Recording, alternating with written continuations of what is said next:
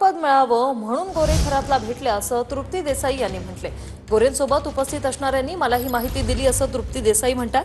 भविष्य सांगण्यासाठी खरात गोरेंना भेटला होता असं तृप्ती देसाई यांनी म्हटलंय। गोरेंविरोधात शिंदेंकडे तक्रार करणार असंही तृप्ती देसाई यांनी म्हटलेलं आहे। भोंदूबाबा अशोक खरात प्रकरणात रोज नवनवे कारनामे समोर येत असताना सामाजिक कार्यकर्त्या तृप्ती देसाईंनी खळबळजनक दावे केले। भोंदूबाबा खरात प्रकरणात तृप्ती देसाईंनी नीलम गोऱ्हेंवर गंभीर आरोप केले। नीलम गोऱ्हे 5 ते 6 वर्षापासून अशोक खरातच्या भक्त असल्याचा दावा तृप्ती देसाईंनी केलाय।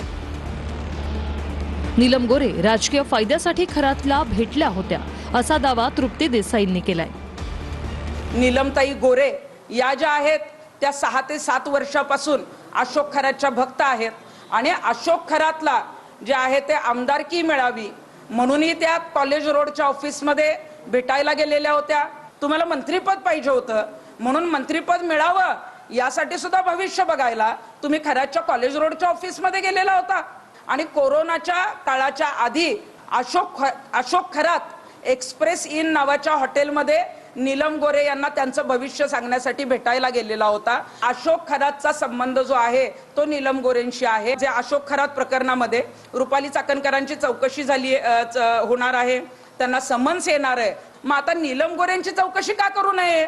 नीलम गोरेंनी हे का लपवलं? ह्या महिलांवर जे काही लैंगिक शोषण झालंय या संदर्भात आता नीलमताई आवाज उठवणार आहेत। असं नीलमताईंची कुठली प्रेस नोट, असं कुठलंही निवेदन मुख्यमंत्र्यांना लेखी तक्रार का दिली नाही? त्यामुळे नीलमताई गोरे यांची सुद्धा या प्रकरणात चौकशी होणं गरजेचं आहे। नीलम गोरे आपण बघतो की अनेक वेळेला अंधश्रद्धेच्या बाबतीत बोलत असतात, आवाज उठवत असतात, परंतु जिथं हा जो अशोक खरात आहे तो कशा पद्धतीने विकृत आहे हे कदाचित त्यावेळेला त्यांना माहित होतं का नाही माहित नाही, परंतु आता जेव्हा माहित झालं त्यावेळेला नीलम गोरेंनी आवाज का उठवला नाही? त्या विधान परिषदेत उपसभापती आहेत, मग तुम्ही तो मुद्दा मांडायला कुठल्या आमदारांना का सांगितला नाही? किंवा नीलमताई गोरेंनी मुख्यमंत्र्यांना जी आहे ती तक्रार निवेदन देणं गरजेचं होतं।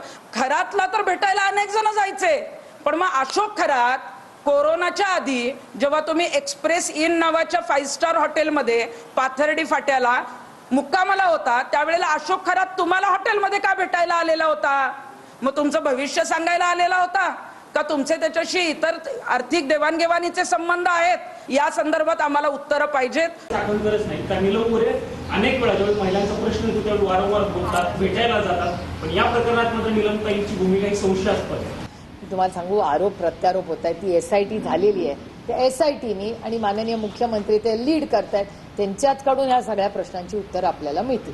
भोंदू लोक असतील किंवा एखादे बाबा लोक असतील यांचा जेव्हा थेट संपर्क एखाद्या मंत्र्याशी, एखाद्या आमदाराशी, खासदाराशी येतो तर त्या टायमाला अनेक लोक त्यांच्या मार्फत सुद्धा आपलं काम करून घेण्यासाठी त्यांचा वापरही करतात आणि तेही स्वतःला वापरून घेतात।